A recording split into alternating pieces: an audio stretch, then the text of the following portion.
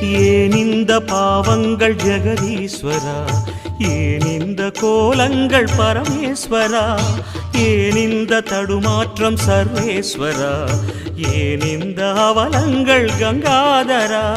மூன்றாவதாம் உன் கண்ணையே நீர் திறப்பீர் உலகுயவே.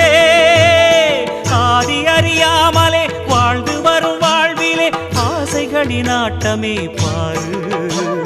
வாழ்க்கையில் சாவியும் ஆழியில் வீழ்ந்ததே, வழி என்பதென்ன இனி கூறு. கைலையில் தாண்டவம் ஆடியது போதுமே, பூமியில் நீ